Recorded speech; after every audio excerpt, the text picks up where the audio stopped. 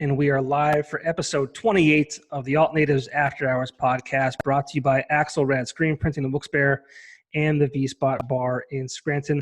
My name is Popko. I'm the host of the show. I'm also the host of a show on the radio on Saturday nights called Alt Natives on Alt 92.1, where I get to feature an hour's worth of music from bands in and around northeastern Pennsylvania. And this podcast is an extension of that, where I get to speak with people from in and around NEPA. And today I am joined by Aaron Bruch, who you may know of from a little band by the name of Breaking Benjamin. What's up, brother? Hey, what's going on, buddy? How you doing? I'm doing well, man. I'm doing well. Just living the dreams. Thanks so much for joining me today. Oh, absolutely. No problem. I apologize to anybody watching this for how just pasty white I am. You're blinding. Dude, I haven't been outside in months. Yeah. When I reached out to you to see what you were up to, you're like, yeah, I'm pretty wide open. Yeah. Like most musicians are. And it sucks that I have to always kind of open the show with, these kind of questions, but it's the world we're living in. But the first question, obviously, how have you been? How's your family? How are your, friends doing? What's going on in your life? And everybody's doing really well. So we finished up our last tour. I guess it was like March 2nd was when I got home. And so it was like right at the beginning of when everything was going crazy with all the COVID-19 stuff. So I made it home without any issues. Jason, actually, our guitar player, he'd posted about it on Instagram and stuff. He actually had it. He actually had the virus, and he's recovered from it, thankfully. But yeah, everybody here home is good. I came home and we were doing the whole social distancing thing, and I have a really fancy face mask that my daughter had made for me, and then so our son's been home from school. My wife's been working from home. It's we're living the same life everybody else is. Yeah, and what were your initial thoughts when this kind of all went down? Thankfully, you got home safe. It's unfortunate the guitar player had it. Yeah. Well, I'm from, I live here, and, thankfully our cases have been pretty low here. And, especially I live like in Dallas. So it's like, I think we've had like 30 total cases back here or something like that. Whereas Jason lives in Nashville, and it's like a big city, lots of people, and a lot more people exposed.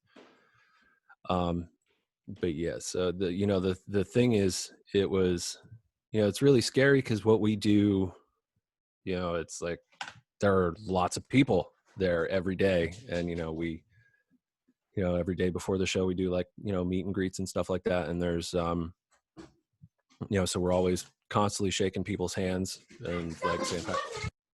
Hold on one second, sorry. Sure.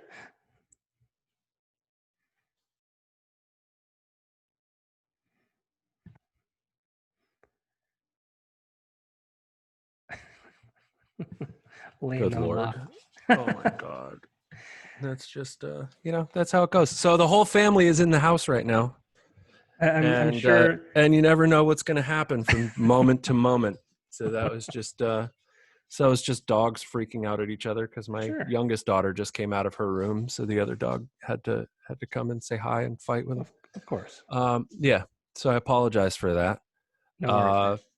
It's, but yeah, like I was saying, we're constantly around people, and people are always in close proximity to each other. And that's like it's like the main thing that we do. So we knew that was going to be affected pretty seriously going forward once this whole thing started happening.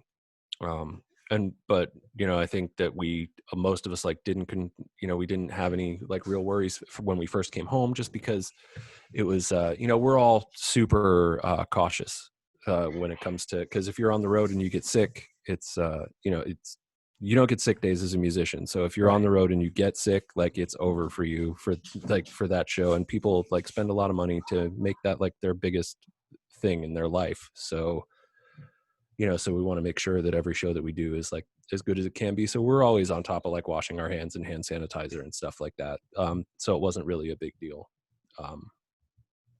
So, but then, you know, coming home, it's like, okay, now just don't let anybody in the house get it. Right. And when you were scheduled to be, making a stop here in the Scranton Wilkes-Barre area with Bush, right? I believe. Yeah, we had so it was us and Butch. Like, how crazy is that? Like, think about that. I think it's like from all the years, like you've known me forever, like going way back, going back to the bars, playing like solo acoustic and stuff like that. How many times have you heard me play a Bush song? And it's just like it's unbelievable that we were going to be, you know, touring with those guys. And I'm super bummed that that's not happening right now.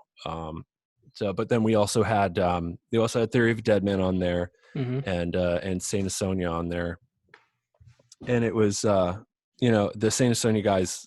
It's Mike from Stained and Adam formerly of 3 Days Grace, and they're just they're hi, so they're and it's like so it would have been fun to have like those new faces around, or like the familiar faces around, and then like the new faces of like people that we haven't really done a whole lot with. Like on our last run, we played with Korn, and Gavin came out to a show, and we actually had Gavin came up and did I can't remember, he did, it was Wood by Alice in Chains. He did with us for like just didn't tell anybody. We just had him come up on stage and just did that song for the show, and it was pretty cool.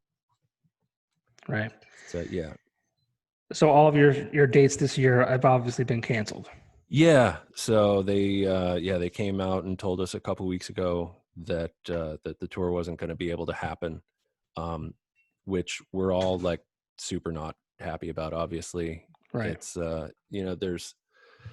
and it's like concerning when you look at like what they're talking about for like gatherings and stuff. They're like no gatherings of people are more than 6 or 10 people, which obviously that's apparently not like an issue anymore. But because there's some pretty big gatherings going on outside right now. I don't know if you've seen. But the next time they're going to legally let 20,000 people stand next to each other, I don't know when that's going to be. So, but hopefully sooner than later. Yeah, I mean, it's not going to happen this year, I don't think. Obviously, that's why they're canceling these shows, and it's kind of scary. I mean, as a working musician, I mean, that's got to be. Is that a scary thing for you as far as actually, or is that? I mean, hey, I mean, as a musician, I mean, it's scary for everybody, right? Because you never know, like, you never know what tomorrow's going to bring, and. But I mean, the main thing that I'm concerned about is like the, like the crew and stuff. Cause like the band members, if we're reasonably well taken care of, and it's, we all have kind of our own thing going on. Sorry, she's barking again. It's okay. It was really quiet in this house for about an hour and a half straight. So, but then, and I completely lost my train of thought with the dog barking. We were just talking about you guys as musicians, but more importantly, like, so we're doing okay, but the people that I'm really concerned about are like the crew, like our sound guy, our stage techs, all those people. Like they're, we have other things that can, help get us through these times, but it's not like they get paid when they work and we're not working. So it's like, so that's real stressful. So like trying to do stuff to, trying to figure out ways to make sure that they're all right is, a big thing. Yeah. I don't think people, when this first happened, I don't think people understood how deep the impact of this goes. It's not just, it doesn't just target certain people. It's everybody. And, it's everyone and everything. Yeah. I was telling people like, I mean, when I go on vacation, my cat is diabetic. So I have to hire someone to come to my house to give it insulin. Okay. So, I mean, if I can't go on vacation and people can't go on vacation, that person who does that for people doesn't make money. Right. Exactly. It's stuff like that people don't think about.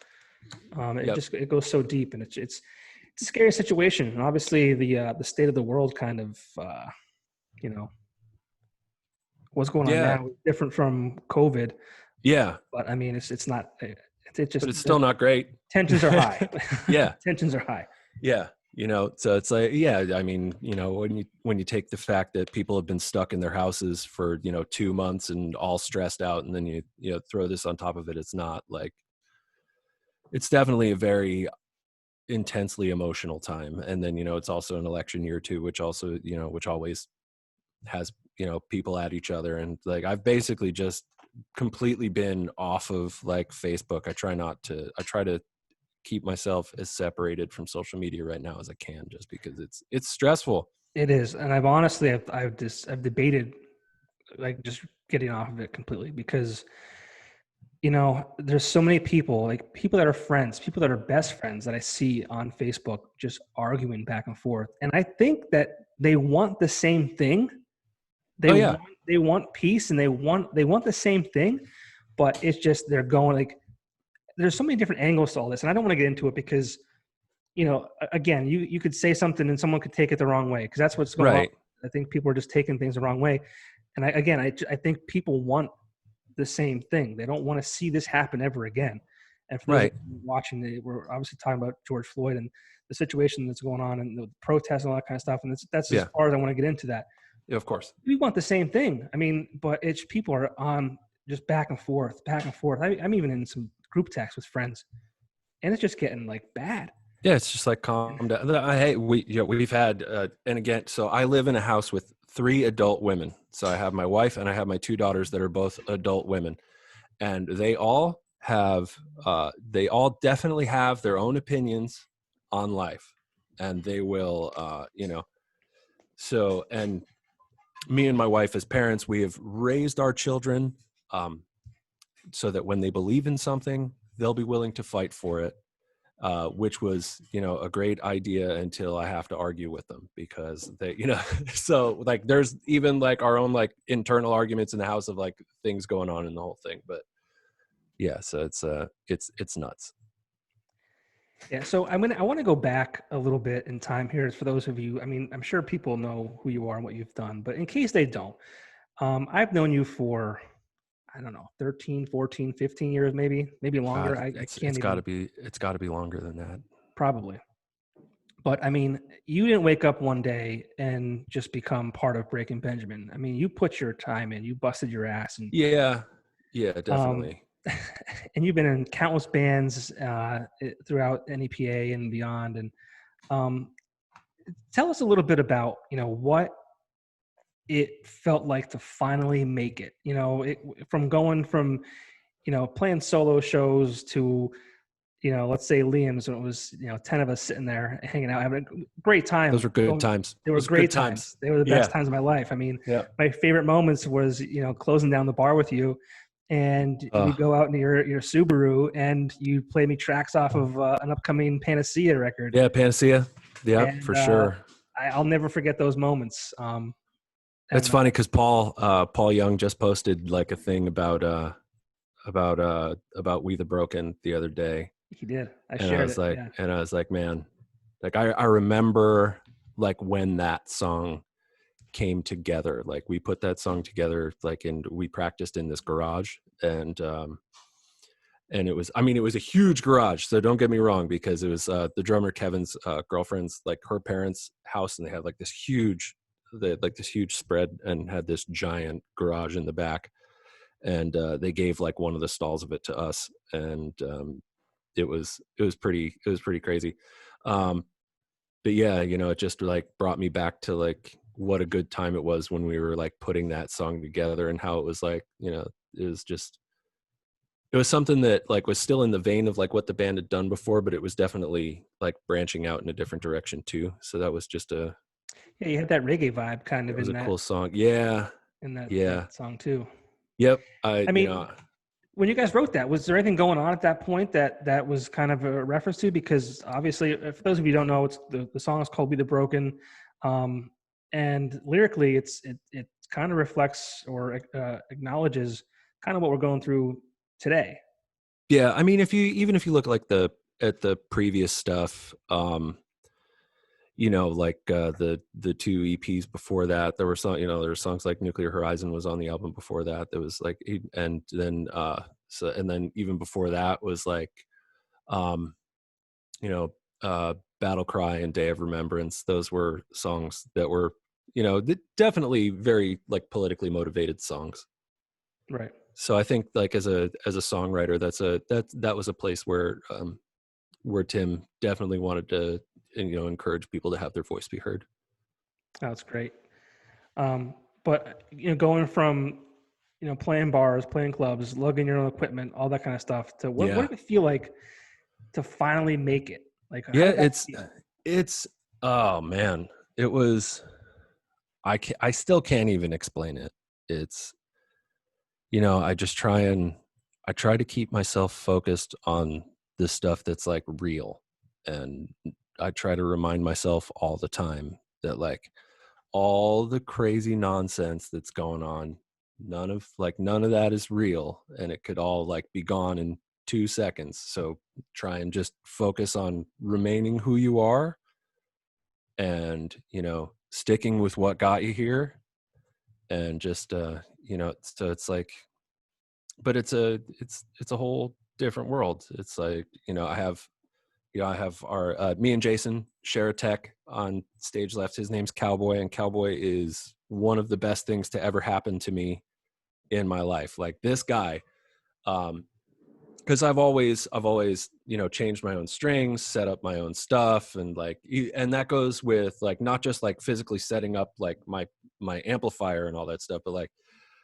with instruments, you have to maintain them all the time. So like I would do my own neck adjustments and set my own intonation and all that stuff. And now I don't have to do any of that, because I have like this genius with a bunch of like different tools that I've never seen or was able to afford in my life. Just go out there. Like he goes out there, he hands me the bass, and I am 100% confident that that thing is going to play absolutely perfectly every time he gives it to me. So it's and that's, just that is like, wow. And then, there's like little weird things, like there's just a guy who shines when you have to go somewhere. I mean, it's always dark wherever you're at, in an arena or at one of the outdoor venues at like Montage. Like once it gets like nighttime and the show starts, it's always dark everywhere. So there's like always just like there's somebody like directs you where you're going with a flashlight. It's like, what? Okay. All right. It's just little weird stuff like that. But Back in the day, you were tripping over yourself, right? yeah, back in the day, I was like, man, and like we didn't even have like back then we didn't even have like cell phones with flashlights on them. Now you could like get a cell phone and like turn your flashlight on your phone. Yeah, no, there wasn't even that. There's just like leave the headlights on in the car. I think it'll be all right. I mean, did you like when you were going through and you're playing those shows, like the local gigs and things like that? Did you ever think that this would ever happen? I mean, you're in one of the biggest rock bands in the world right now. I mean, it's, you never, like, everybody, to get anywhere, like to get to anywhere where you're going to accomplish like a goal like that, you always have to maintain in your head that it's, it's possible. Because if you don't, then you're not going to push yourself hard enough for it to be. So it's that's one of those things where it was always, did I think that it would be Breaking Benjamin? Probably not, because I've obviously, they're from here. I've known all the guys and been friends with everybody that's ever been in the band. So it was it was crazy. And the way that whole thing just started with a phone call while I was given guitar lessons at Wayne's World in Dallas. Ben called me up and told me he was going to do some acoustic shows and he wanted me to come sing with him. So I was like, sure. And then it just kind of went from there. But yeah, you always have to have it in your head that it's, that it's possible. I'm not going to lie. I was kind of like, by the time it happened, I was getting to the age where I was like, if it was going to happen, it probably would have happened by now. right. But again, it just goes to show you, you never know. So it's,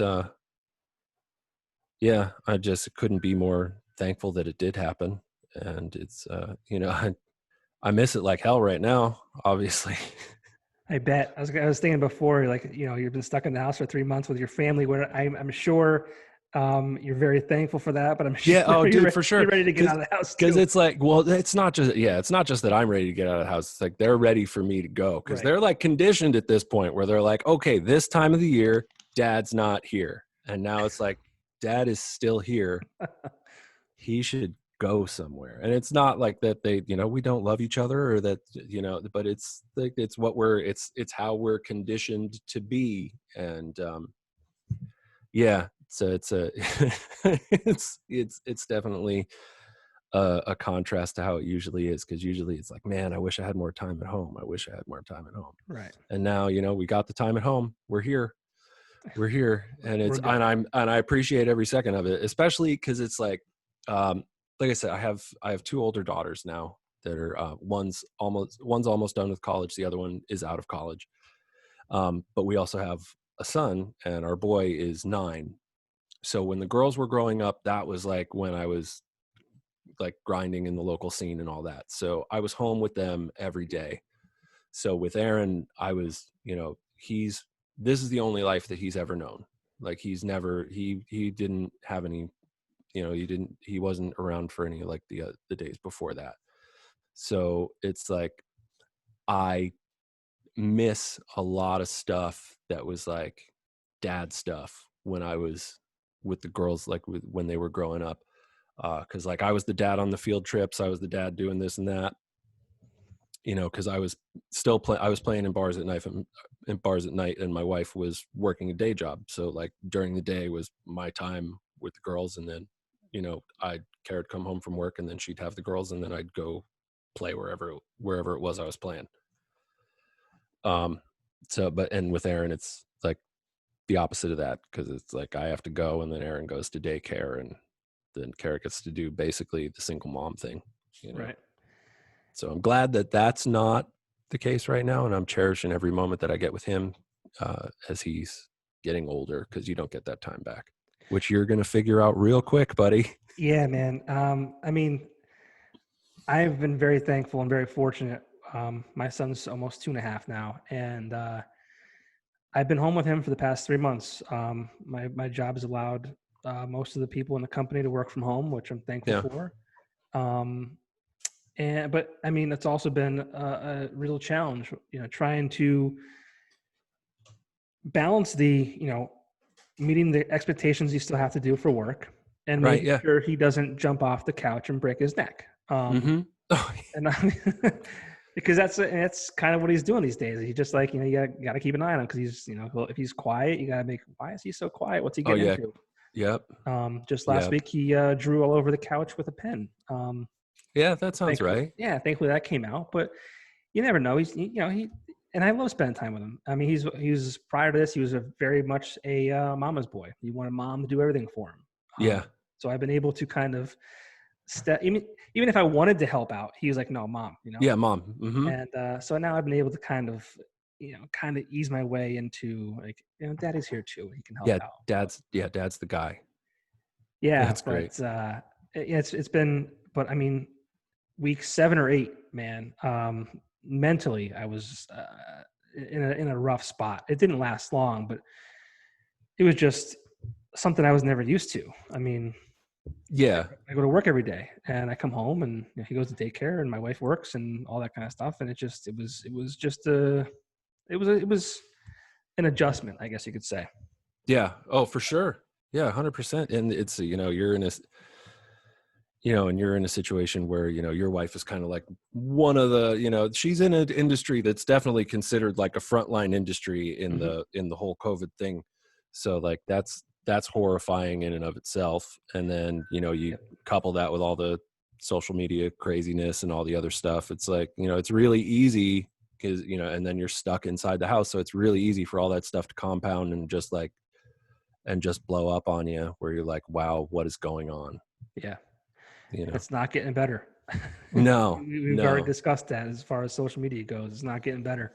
Yeah. But what's it like for your kids? I mean, again, their father is this in this very successful rock band, and your daughters, obviously, they saw you grinding like you said. Yeah. Now you've made it. Your son kind of, I'm sure, understands what you're doing and how it's beneficial for you and for your family and all that kind of stuff. But what do they think about? I mean, hey, my dad's a Breaking Benjamin. I think for the girls, they're all, their thing is like, yeah, whatever, it's dad.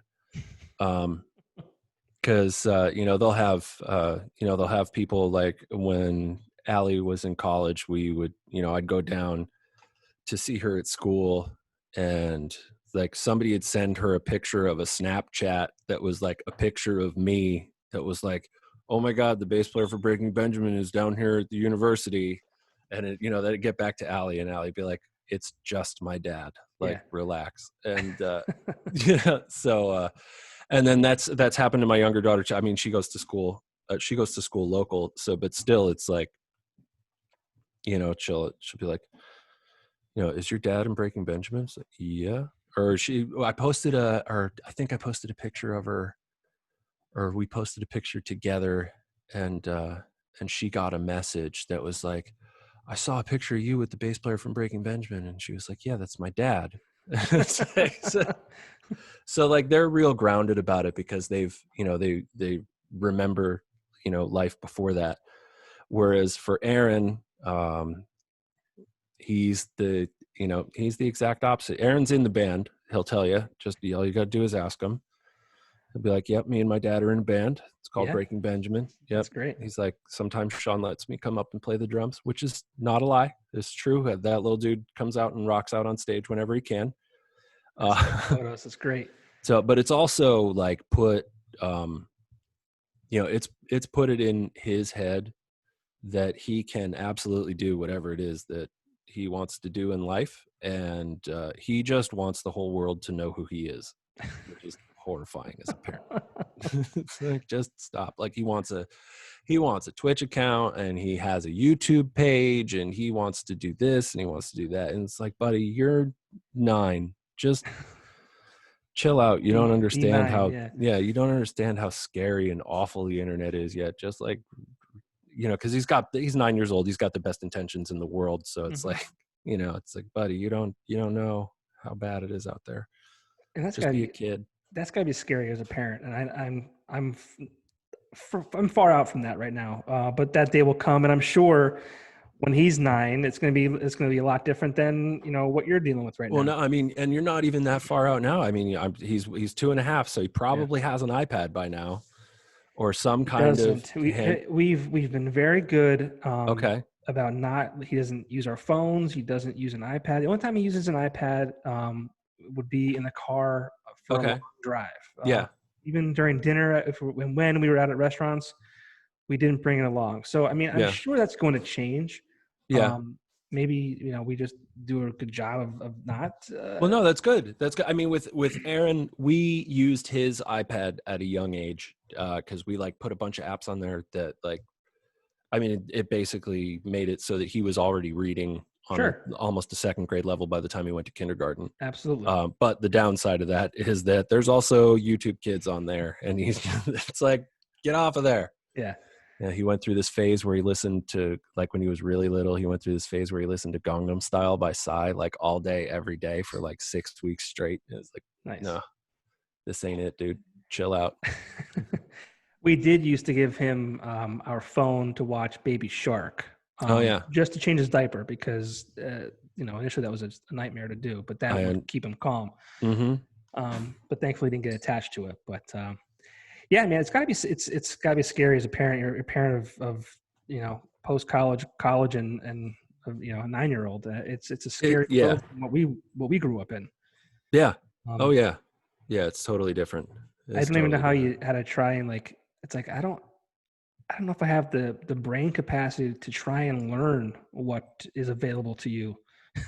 Yeah, it's unreal. Like just even setting up this is the first, I know that the whole world has gone to like this Zoom meeting thing because it's like really the only way that people can like interact or whatever in this time. And, it's gone as far as like the late night shows are recorded with this now. Yeah.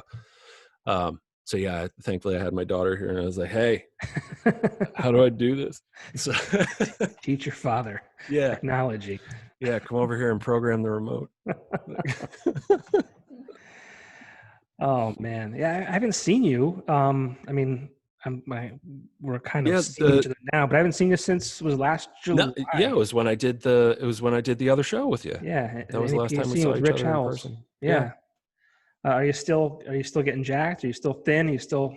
I'm trying to stay skinny. It's Yeah. hard. It's hard with this. I mean, I still I'm still on my journey to not be as big as I was before. Obviously it's harder now that, the gym is closed. Sure. So hopefully they'll be reopening soon. But my gym was pretty awesome, and they made some like equipment available to bring home. So I have some stuff to use while I'm here at the house, and I've had the treadmill. But instead of working out, 5 days a week, it's like 2, maybe 3. That's better than nothing, man. I mean, Yeah, it's better than nothing. And the dietary changes are the dietary changes. Like I still basically eat the same as I was. And, as long as I don't go back to drinking a whole bunch of soda, I feel like I'm going to be all right, as long as I still, maintain, making good decisions. yeah, it's one thing I regret during this whole 3-month shutdown was I started eating better because I started eating at home. So I know Mhm. what I'm eating. It's not. In sales, you're on the road and, Yeah, you it's kind not, of eat yeah. to live. So you jump Yeah. in a Wendy's drive-through and you get Yeah. the garbage food and you're on your way. But Yep. that's not conducive to a healthy lifestyle. So now I'm eating better, but I didn't do any physical activity outside of going for walks with my kid. But I kind of squandered that opportunity, I think, to kind of get my health back on track. Hey man, every day you start over. Yeah. That's it. Every day you start over, because that's what you have. Today's what you have. What you did yesterday doesn't matter. So just, if it's something that's important to you and it's something that you want to do, you find an excuse to do it instead of an excuse not to. You're absolutely right. And too often I find myself finding an excuse not to. It's just, Yeah. it's, And I mean, I know you don't I even do have it. to actively do it. You're not like actively trying to make an excuse. Like, you don't even think about it until the end of the day. You're like, oh man, I made myself so busy doing nonsense today that I could have done this, and it's like, it happens to me all the time. Like, I'll go to bed and I'll be like, I should have done something today. I'm such a piece of garbage. So, but These things happen. You sound like yeah, Joe Rogan to me, with the inspirational. Yesterday was the old you. Tomorrow's that guy's brilliant though. he Like, is. he really is just super, super smart. And I watch his obviously a lot of people watch the Joe Rogan podcast, and but I do watch him, and I do like the way that he, like, when it's not necessarily like a fitness related person, he'll always find a way to like spin it around to that and be like, well, what are you doing for this? Like, he totally got Tony Hawk. What Yeah, was it, yeah, last week? He totally got him with that. yep. So, but yeah, it's, I try to monitor myself with the whole fitness thing, because as it's the stuff that I do is notorious for having the people who do it just talk about it all the time, and be constantly like, oh my god, yeah. And it's so I try not to even say the word, because it's Well, I'm sure it's also helpful for what you do. I mean, yeah, you have to have energy on stage and be able to, jump around and put on a show. So I mean, yeah. And I'm not 25 anymore, and right. I mean, and my back is not great from years and years and years of like lugging my own equipment and all that stuff, and not taking care of my body. Shout But out Cowboy now.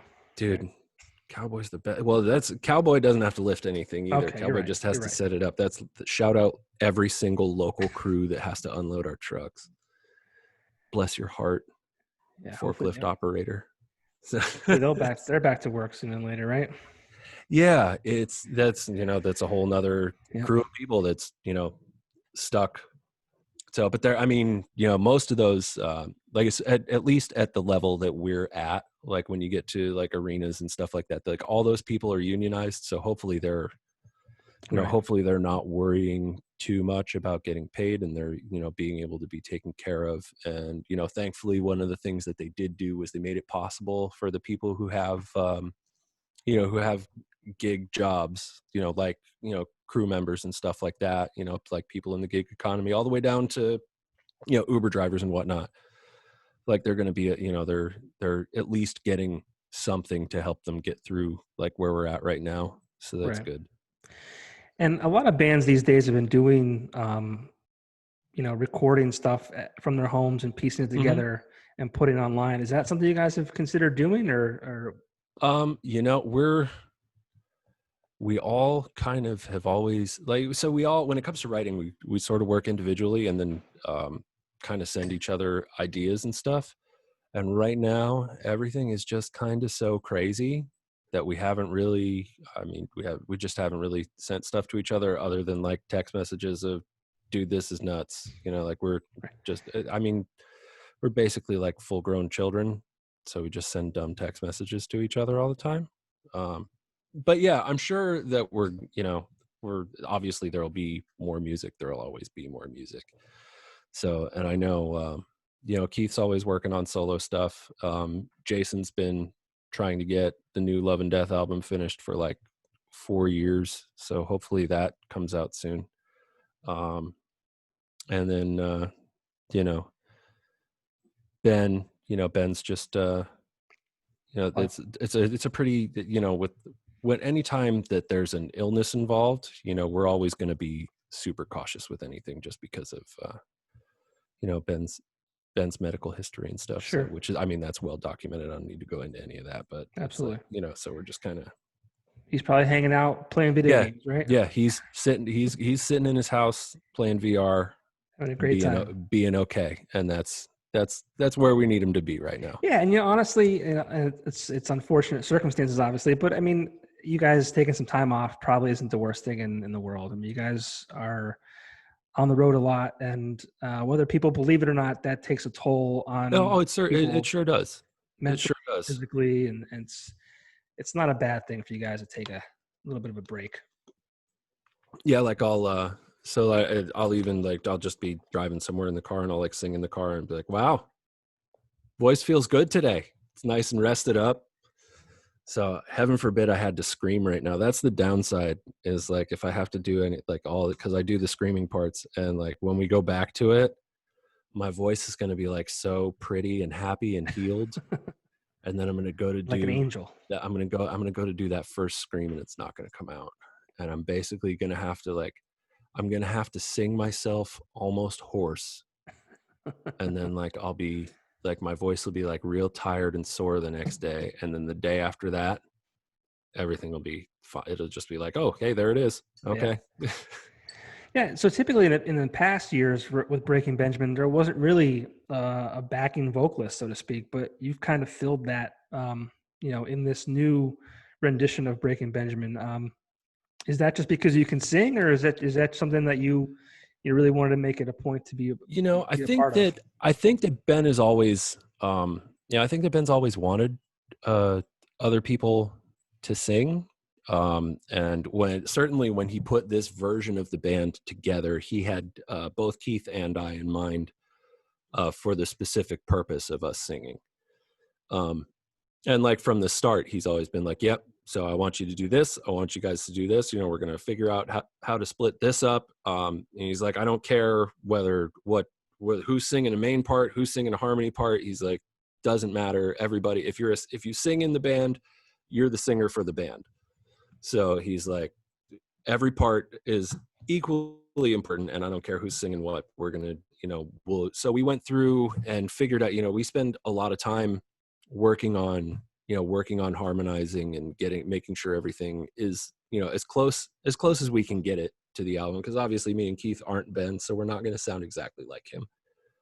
But, we try to do as best we can to like faithfully recreate the albums live. And then, I think it's also like super cool of Ben to, do when we're doing our live performances, like I'll sing the lead part for a song, and then Keith will sing a song. Some nights he'll sing 2 songs, some nights I'll sing 2 songs. To the varying happiness of the fans and whatnot, but because you're always going to have those people that are like, oh, well, we didn't pay to see those guys sing, we want to hear Ben sing. But it's like, this is what the band is, right? So it's really cool of them to give us that opportunity to showcase us, and show that we do add some value to the band, and like it's not just a couple of guys up there. Of course. So it's pretty cool. And you've been with the band what, 6 years now? Oh my God. So the first shows that I did with Ben were in 2010. Oh wow. So wow, it's been that long? It was July 9th and 10th of 2010 were those 2 acoustic shows.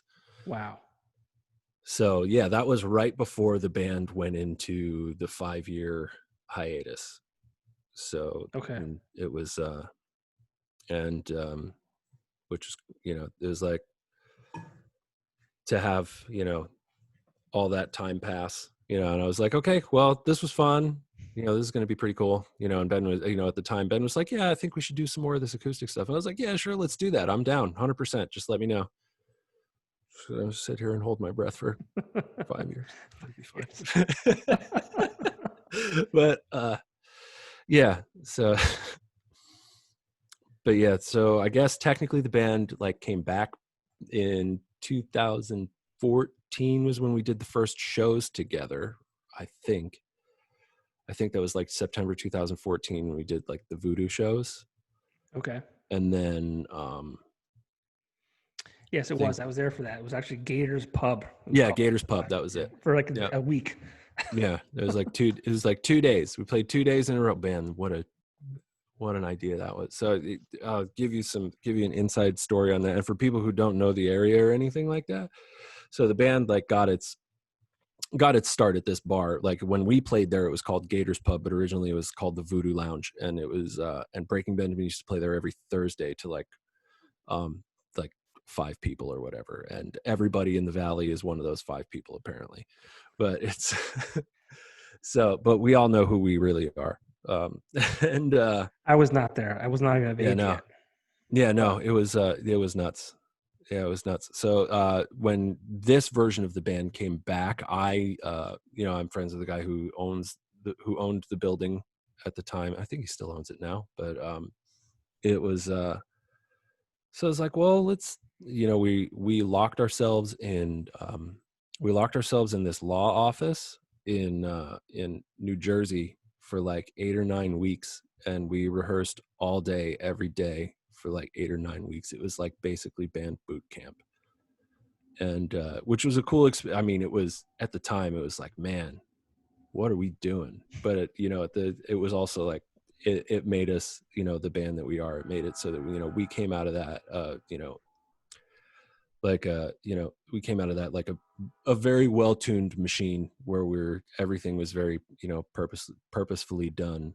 And then the next thing that we had to do, now that everybody had their parts down, the next thing we had to do was actually put it in a live environment and start working on because there's having chemistry on stage and knowing who's going to be where when, and who's going to how to interact with each other in a live setting, because that's all part of it. So we had that was the next thing that we had to work on. So we booked a couple shows, and we were all pretty nervous for those 2 shows. But the original idea was to have those 2 shows there and just have it be hey, we're going to play here, we're not pre-selling tickets, just it's 10 $20, whatever was going to be at the door. And I was like, we can't do that, dude. We'll have it'll be bad.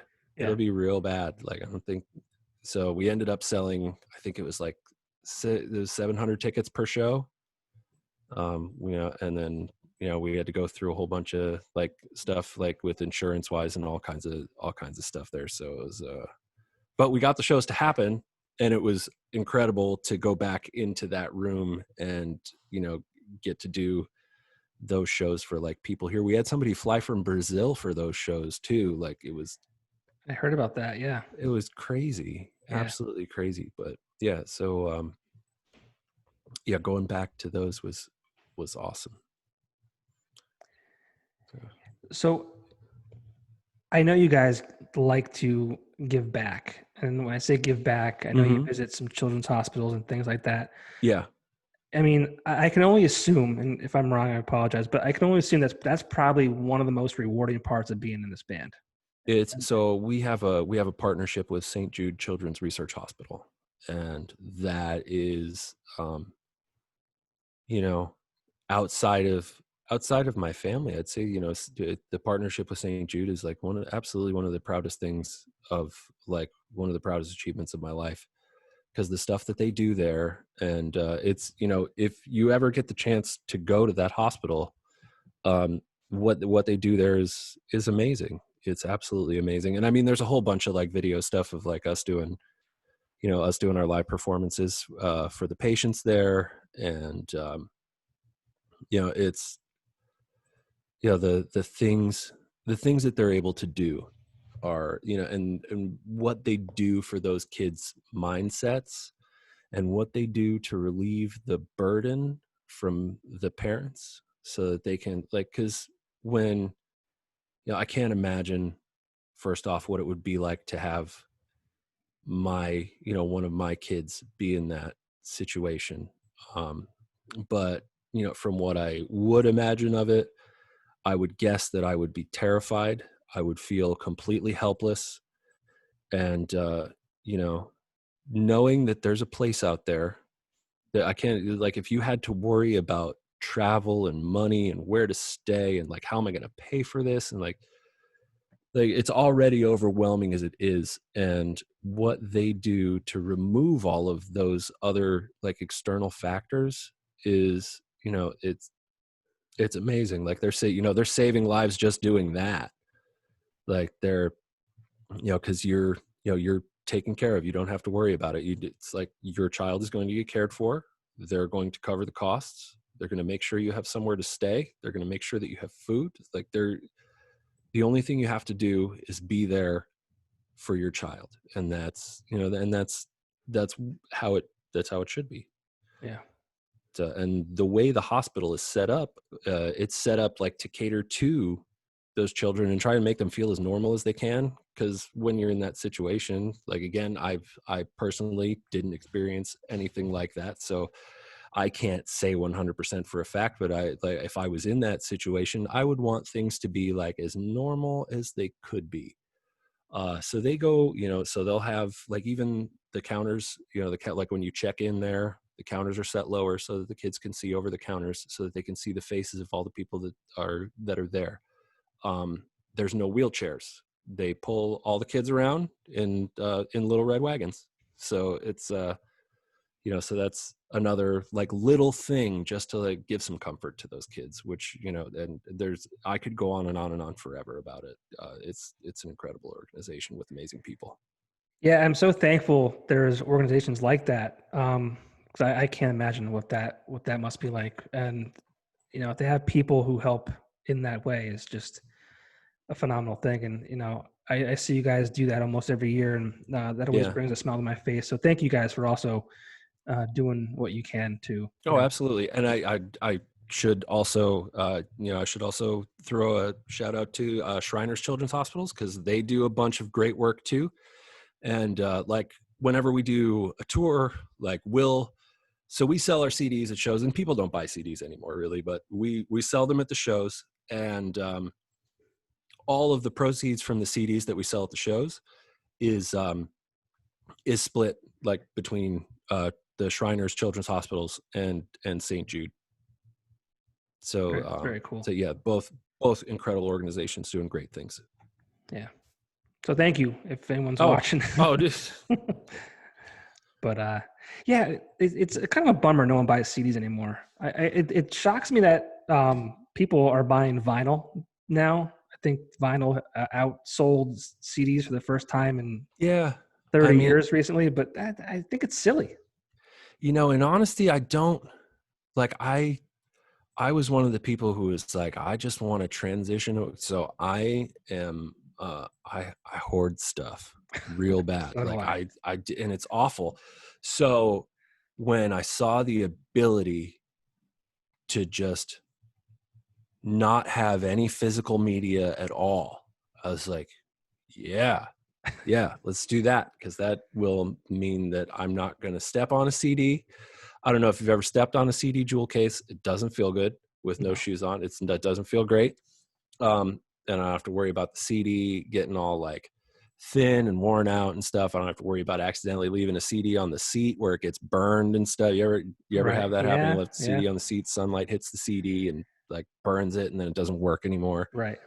Um, so I embraced digital media for sure. Like, cause especially cause I'm a big gamer nerd too. So not having, I can just download a game onto my computer or onto my phone or onto my console or whatever. And, so I definitely am okay with the digital media thing. And, there's going to be, as far as vinyl goes, I think it's cool. I think it's cool that that's coming back, and that there are people out there who like truly try to listen to every like small nuanced thing in the music. And I don't I definitely don't. But like I mean during like, if it's like in the process of creating the song and like mixing the song, that you definitely listen super attentively to make sure that everything's at the level it needs to be, or that everything that's supposed to be in the song is in the song. And then, just to think that there's people out there who are like, okay, I'm going to buy this album on a piece of vinyl. It's got to weigh this much, and it's got to do there's so much going on into the, into the whole vinyl music scene that I don't fully understand, but I'm thankful that they're out there doing it.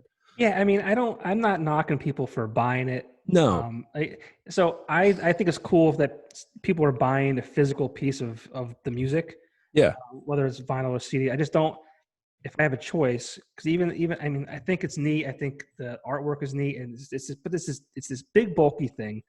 I have so many CDs, and I don't have room for more Right. Yeah. more things of that size. So Yeah. and I've also, I feel badly, but I have gotten away from buying CDs as much as I was. I was buying 5 CDs a week. Oh, sure. I go to Gallery Sound just to go in there to look, and I'd buy something whether I wanted it or not, or if I never heard of it before, I would just buy it. It was Yeah, you're like, oh, I'll check it out. Yeah, I'll check. This looks cool. Yeah. I'll check it out. And artwork went a long way towards selling music. There's a lot of that's the only thing that I miss with digital media is the artwork. Yeah, I mean, but the simplicity of digital media is just it's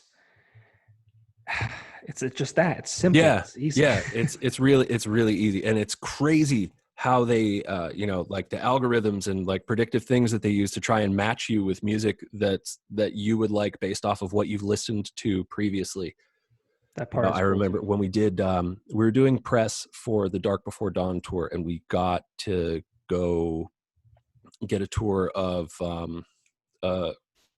we went to Spotify and we went to Pandora. And when we went to Pandora, they were like, they took us in this room and they were like, okay, we're going to get, and this was before the term deep dive became like a real, like big, like term out there. It's like, we're going to give you a deep dive into the genome was what they said. And we were like, whoa, Okay. this is about to get real over here. And they, and then they went on to explain like how many different individual points of data they collect from each song. So like they listen to it, they have a person who listens to a song and then assigns it values based on all these different things that are in the song. And then they like feed that into a computer, and then they do that with every single song ever written. And then they find songs where values match up similarly, even if they're like a completely different genre of music. Like it could be like a death metal song and a polka song that'll somewhere in the middle meet some kind of way, and it'll be like, okay, well, you might like this song. And if you heard it, you'd be like, oh wow, I don't know why, but I like this song. the computer at Pandora knows why you like that song. Right. So, AI kind of scares me. yeah. But I mean, you don't have to answer this if you don't want to, or you can't. But I mean, as far as Spotify goes, as an artist, is that beneficial for you monetarily, or as being a big band and who gets millions and millions of plays, or I mean, is that just kind of like, there's it's not something that I can answer. It's just or that I don't want to answer. It's like it's I'd say that it's a very effective tool.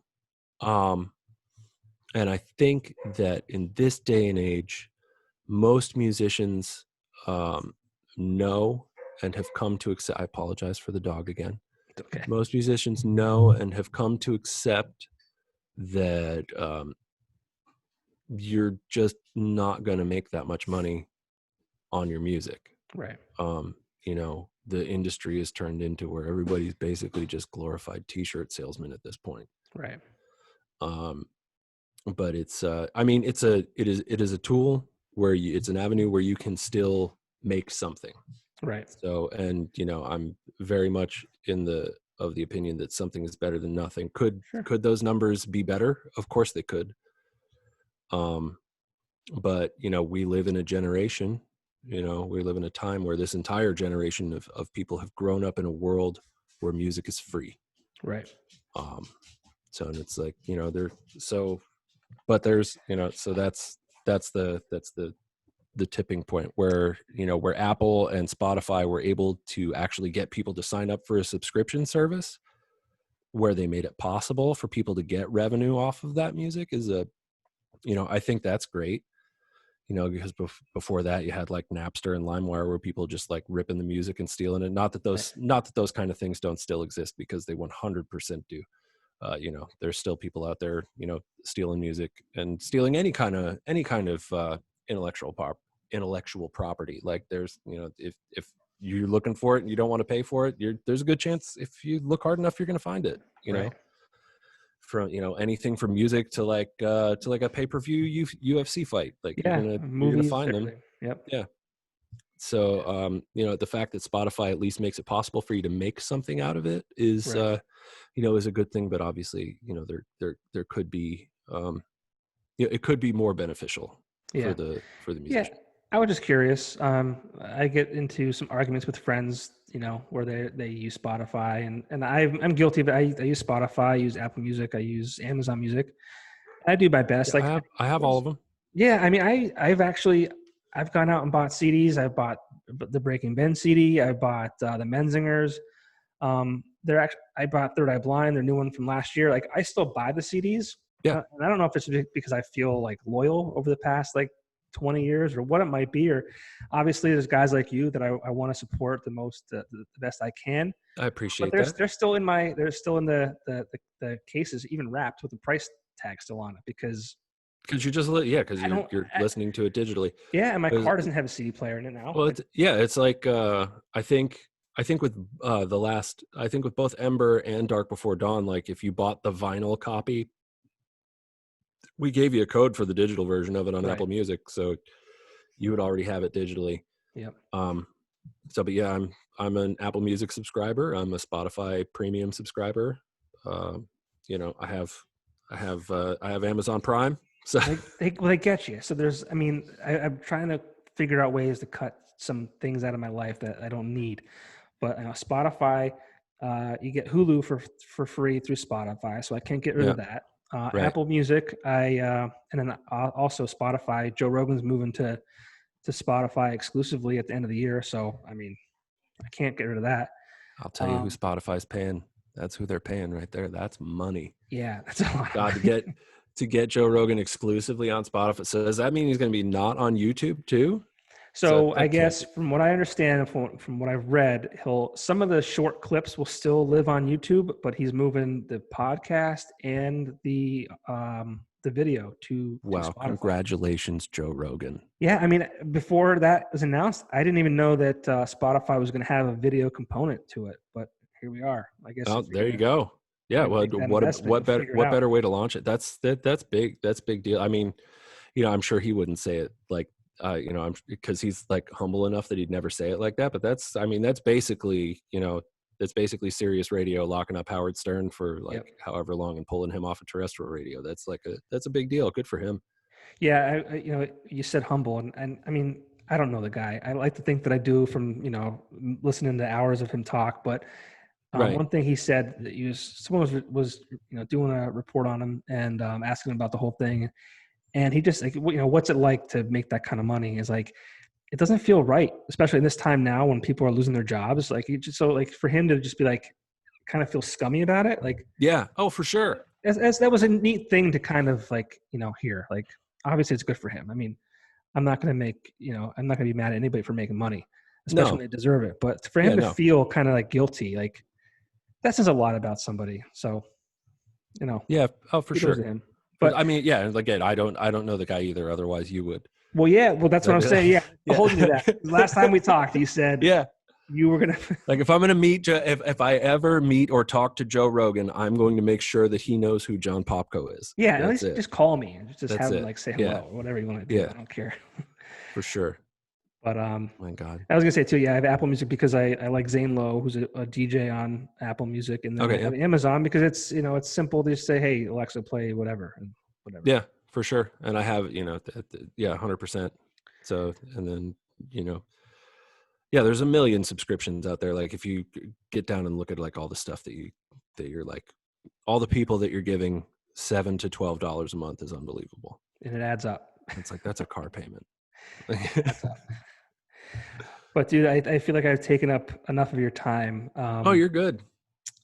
You're I know good. people's attention spans are kind of yeah, for sure. They're like, I'm done too. listening to this guy. Like, first off, I'm done looking at this guy, and I'm definitely done listening to him. And they're probably like, this guy Aaron is great, but this host is an idiot. Yeah, I apologize. Yeah, so the conversation's basically just been like me and you talking to each other about everything. Well, that's why I do this. So. I mean, I hope that people watch and I hope they take an interest. But I mean, I do this for me as an extension of the radio show, like I said. Yeah. Which is something that I love to do. Once again, it's an hour-long show on Alt 92.1 on Saturday nights here in Northeast PA, and it just features an hour's worth of music from artists that are from here. Yeah, and Aaron is, you know, a prime example of that. Someone from here who, you know, put his time in and you know, made it. And hopefully, I can introduce people to just some great music that people are doing here, and who knows, maybe. And I hope they do. I hope there's another person to come out of, or another band to come out of. And you know, there will be, you know, I mean, Allentown isn't necessarily northeastern Pennsylvania, but those, you know, those kids in Another Day Dawns are doing some really cool stuff. You know, and I can only like specifically mention them because I've worked with them directly.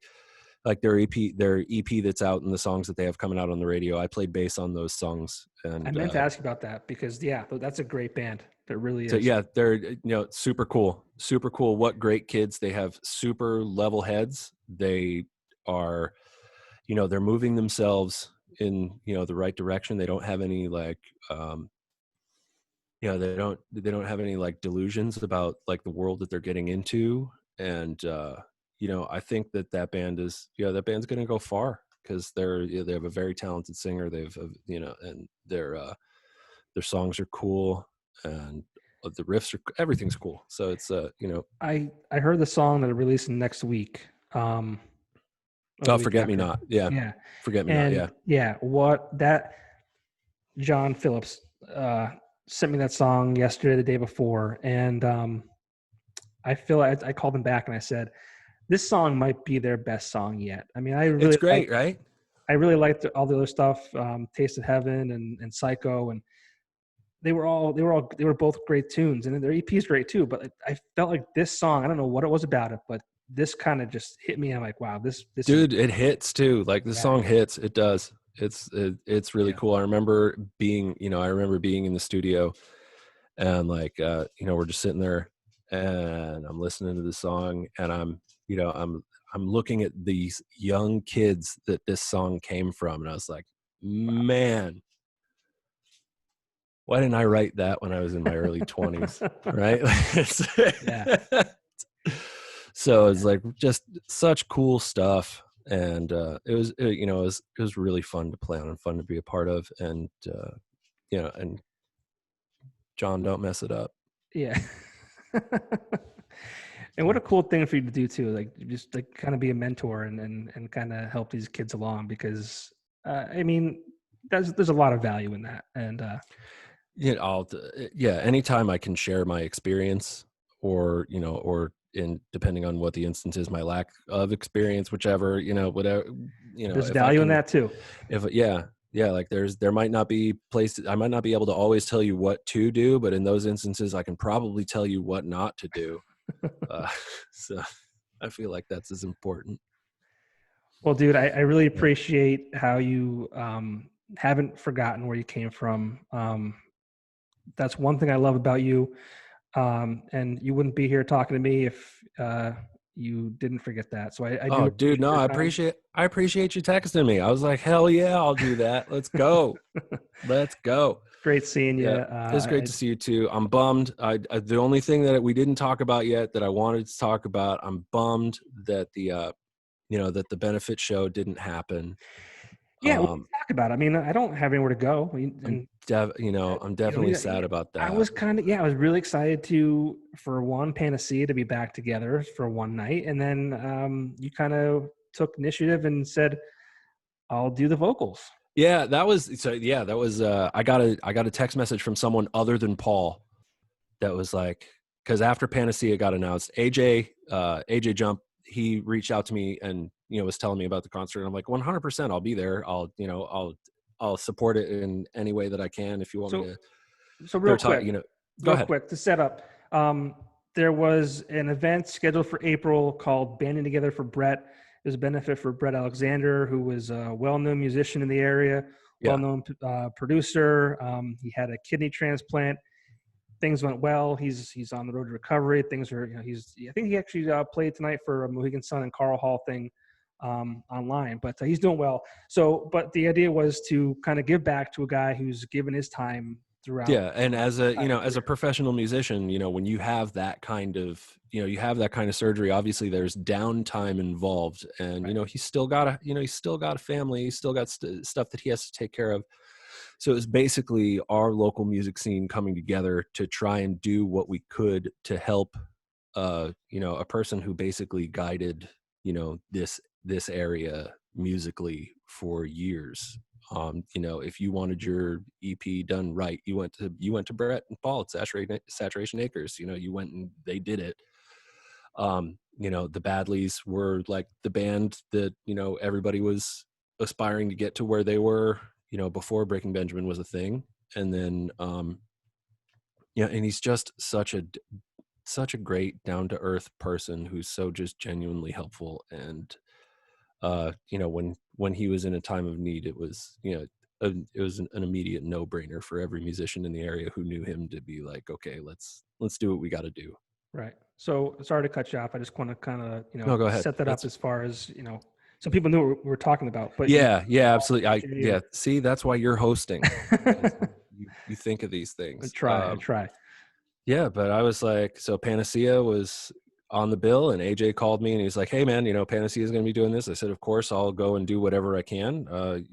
They were going to do like a jam at the end where everybody got up and did some stuff. And I was like, dude, I'll jump in on that. No problem. And then, and then I heard the news that Panacea was going to be incomplete and unable to, because I'm not going to throw anybody under the bus or do anything like that. So, I just heard that they weren't going to be able to perform completely. So I was like, okay, well, I'll come in and do whatever you need me to do. I'm there. Like, that band means, there'll always be a part of me with that band.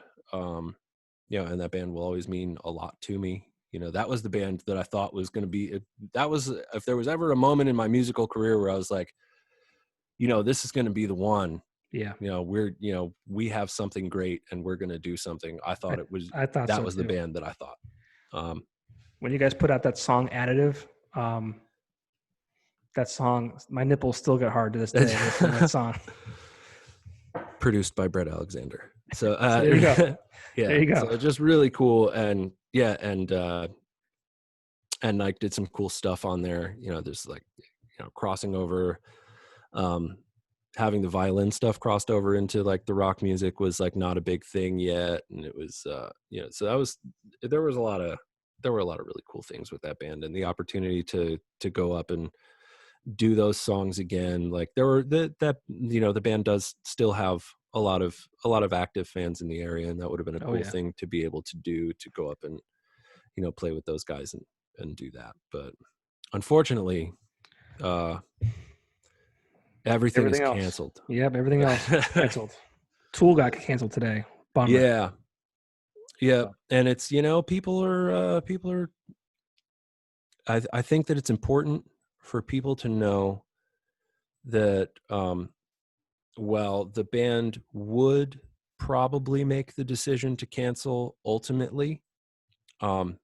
This is 100% out of our hands. This is, you know, these decisions are being made by promoters and state health officials and people who are way smarter than some guy swinging a guitar. Right. So, you know, it's like, you know, we're bummed for our fans that they don't get to come out and, you know, blow off some steam, but at the same time, it's definitely for their own good.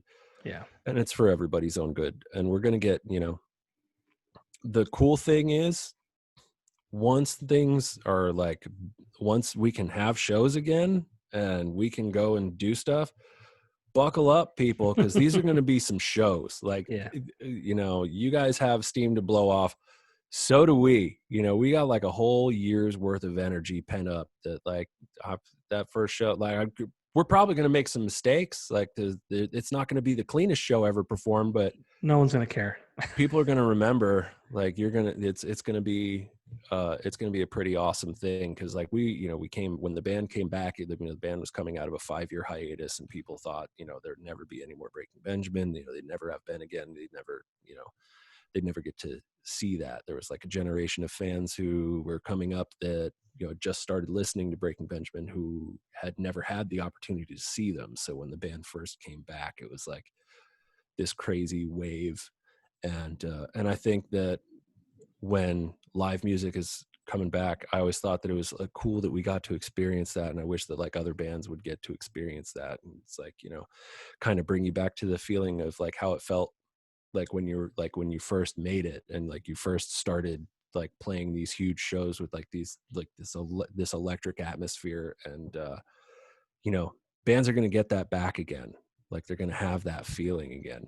Because even if you're doing the most awesome thing in the world, if you do it every day, every year, for a long time, like, there's nothing that you can do about it. It's gonna, you know, it's just gonna kind of get samey, you know, where like everything's kind of like this. It's like, oh, well, I'll go out and I'll go through these motions and do this same thing, and you know, it doesn't matter that there's like fire and like fireworks and crazy light shows and all this production going on around you. You're still, what you do in your little box is still the same thing.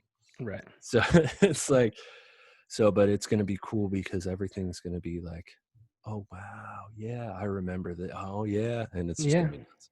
Yeah. I think this is an opportunity for people, you know, to kind of, you know, be more creative during this time and kind of come up with new ideas. So that way, when we come out of this, like you just said, it's going to be, you know, it's going to be wild. So.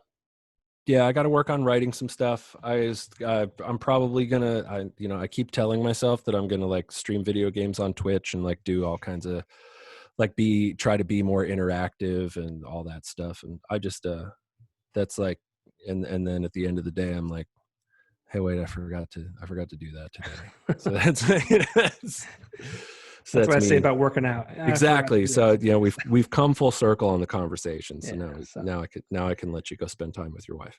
We'll wrap it up. But again, dude, I appreciate you. I appreciate what you do for this area. I appreciate, you know, what you do as part of Breaking Benjamin. My friendship with you means the world. I'll never forget. Absolutely, brother. As long as I live, you know, those nights after Liam's and dude, you know, you sharing those songs with me. I felt like I was, you know, I felt like I was a valued member of Panacea. Oh, absolutely. And you were. And you were like John Popko, #1 fan of Yeah, Panacea. and I've had some similar experiences. There's a kid named Kyle Demko. He's in a band called Always Undecided. Really just nice kid, just really just a sweetheart. And we were doing a show at Carl Hall, and he did the same thing. He took me out to his car and let me listen to a song he was working on, and it just took me, Oh, that's awesome. flashback. And I feel like that's what I want to do. I want to be part of those musicians' lives in that sense, where they can come to me and get their my opinion for what it's worth. I mean, no, it's important. That's an important thing. Because and here I go starting another ramble. Because sometimes, when like, especially if it's like any kind of constructive criticism is always good. And like there's a lot of musicians out there who like, they'll either not trust that something is good, or they'll be on the opposite end of the spectrum and they'll be like convinced that something's great when you can, there could be something changed to it to make it better. Right. So getting that kind of feedback, I feel like is always helpful. Because at least a fresh set of ears on something is always helpful.